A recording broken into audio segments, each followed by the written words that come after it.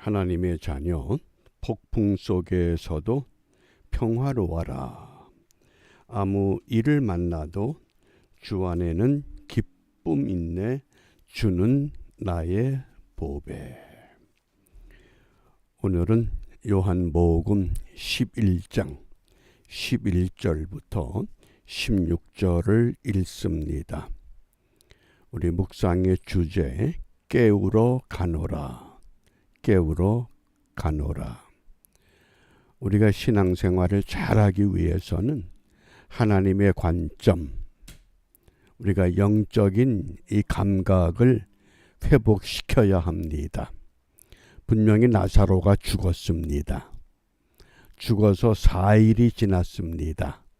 무덤에 묻혀 있습니다. 그럼에도 불구하고 예수님께서는 깨우러 간다. 이 죽음을 잠이라고 선포하신 겁니다. 오늘 우리가 이런 믿음을 회복하기 위해서 먼저 우리 이번 주 암송 성구 기도 응답의 확신 요한복음 16장 24절 함께 암송합니다. 지금까지는 너희가 내 이름으로 아무것도 구하지 아니하였으나 구하라 그리하면 받으리니 너희 기쁨이 충만하리라. 아멘. 기도의 응답이 긍정의 응답도 있고 부정의 응답도 있고 기다려야 하는 응답도 있습니다. 어떤 응답이 됐든 우리는 그 응답에 대한 우리의 마음은 기쁨으로 채워야 합니다. 내가 원하는 것이 아직 이루어지지 않았다 할지라도, 내가 원하는 것이 다 해결되었다 할지라도 우리는 기쁨을 가지고 믿음 생활에 앞장서 가야 합니다. 이러한 믿음을 위해서 오늘 예수님께서 본문 요한복음 11장 11절입니다. 이 말씀을 하신 후에 또 가라사대 우리 친구 나사로가 잠들었도다. 우리 친구 나사로가 잠들었다. 그러나 내가 깨우러 가노라. 분명히 예수님께서 나사로가 죽은 것도 아십니다. 나사로가 죽을 병이 아니라고 말씀하시면서 하나님의 관점은 어떤 각도에서 바라보는가.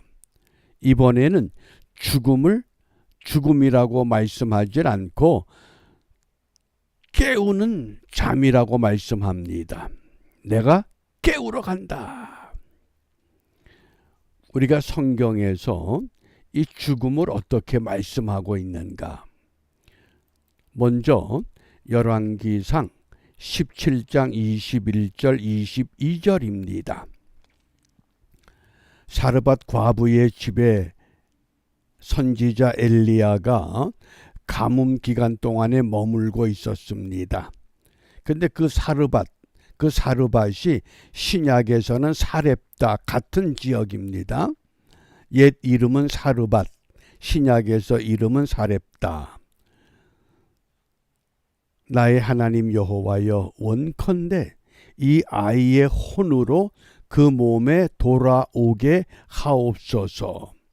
죽음이라고 하는 것은 혼이 몸 밖으로 빠져가는 것을 말합니다. 여호와께서 엘리야의 소리를 들으심으로 그 아이의 혼이 몸으로 돌아오고 살아난지라. 우리가 잘 아는 대로 죽음이라고 하는 것, 육체와 혼이 분리되는 것이다. 그러면 다시 살아나는 것은 혼이 육체 안으로 들어오면 됩니다. 하나님이 사람을 만드실 때 흙으로 사람을 지으셨습니다. 그 코에 생기를 불어넣습니다. 혼을 집어넣습니다. 그러니까 살아있는 영적인 존재가 됐다. 그런데 죽음이라고 하는 것은 그 혼이 빠져나가면 결국은 육체만 남아있다고 하는 겁니다. 또 욥기 19장 26절입니다. 나의 이 가죽 이것이 썩은 후에 내가 육체 밖에서 하나님을 보리라.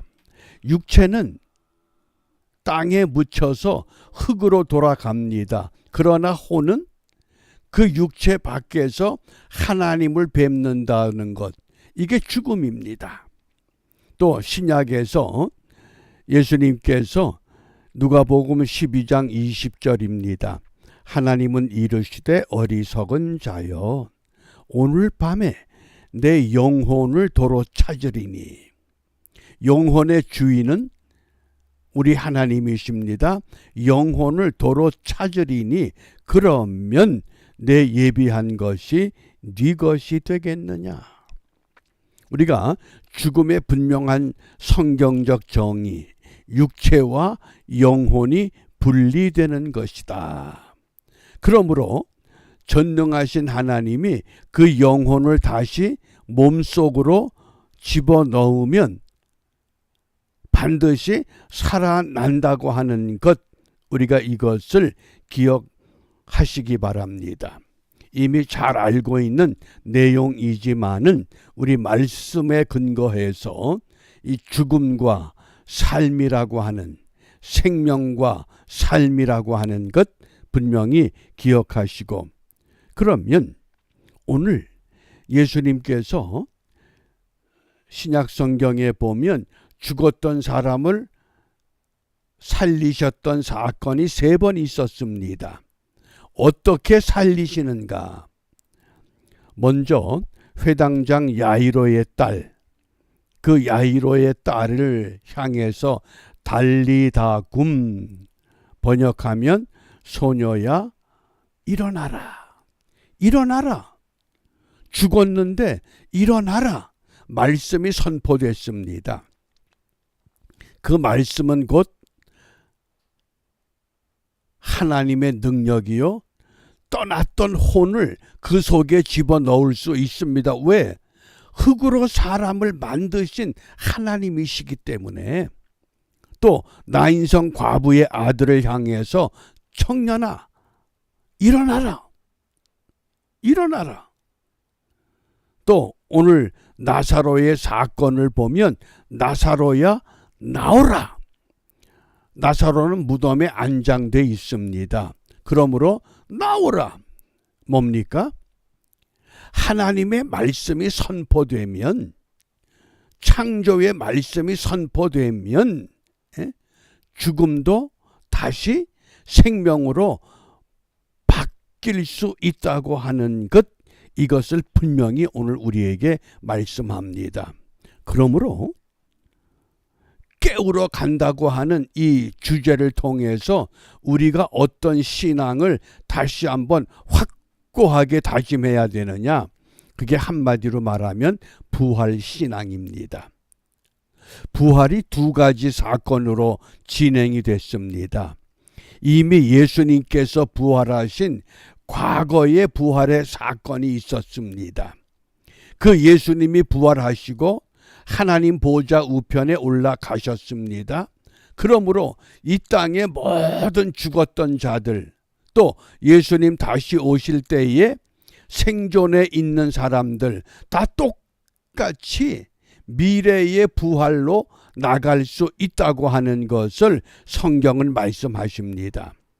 그래서 이 부활이라고 하는 아나스타시스, 이것이 한마디로 말하면 생명의 하나님과 밀접한 관계를 갖는다, 그런 의미입니다.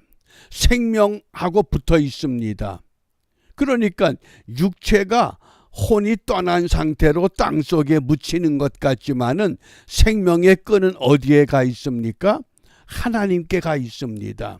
그 끈을 하나님이 어느 순간 당기게 되면 우리 눈에 보이지 않던 그 끈에 의해서 모든 육체가 일어나게 됩니다. 그것을 예수님의 부활, 과거에 예수님의 부활의 사건, 그것을 통해서 장차 심판 날에도 이 부활이 우리에게 일어날 것을 우리는 소망하고 확신하고 믿게 됩니다. 그러므로 이 아나스타시스라고 하는 이 단어의 유래가 동사가 아니스템입니다. 아니스템이라고 하는 것은 누워 있는 자를 일으켜 세운다, 그런 뜻입니다.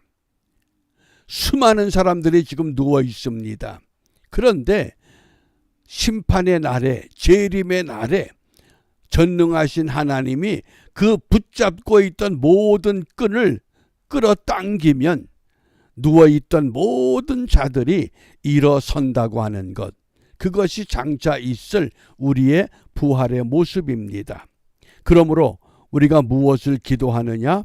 요한복음 5장 29절에 선한 일을 행한 자는 생명의 부활로. 선한 일이 뭡니까? 예수 그리스도를 구세주로 믿는 일, 악한 일을 행한 자는 심판의 부활로 나오리라. 그러므로 우리 이 아침에 생명의 부활을 확신하며 살아가게 하옵소서. 부활 신앙으로 살아가기를 우리가 함께 다짐하고 기도하기를 원합니다. 육체의 문제가 있습니다. 정신의 문제도 있습니다. 내 영의 문제도 있습니다. 그러나 이 모든 것들을 이미 예수님께서 부활하심으로 완전히 해결해 주셨습니다. 그렇기 때문에 이 땅에서 해결을 받을 수도 있고, 이 땅에서 해결받지 못한 것 주님 앞에서 다시 해결받을 수 있다고 하는 소망이 우리에게 있습니다. 그러므로 예수 죽음, 내 죽음, 예수 생명, 내 생명, 예수 부활, 내 부활, 우리가 이런 믿음으로 오늘도 하나님의 생명의 끈에 이끌려서 우리에게 주어진 믿음의 삶을 바르게 경주하는 일에 승리하는 우리 모두가 되시기를 바랍니다. 기도하겠습니다. 은혜로우신 아버지 하나님, 생명의 부활을 믿습니다. 이 세상에서 누리는 즐거움보다 더 귀한 기쁨을 소망하며 살아가게 하심을 감사합니다. 오늘 이 하루가 소망의 은혜로, 믿음의 말씀으로, 생명의 부활로 가득가득 채워지는 은혜의 삶을 바르게 경주하도록 우리 모두를 하나님의 장중에 모아 주시옵소서. 예수님 이름으로 기도합니다. 아멘.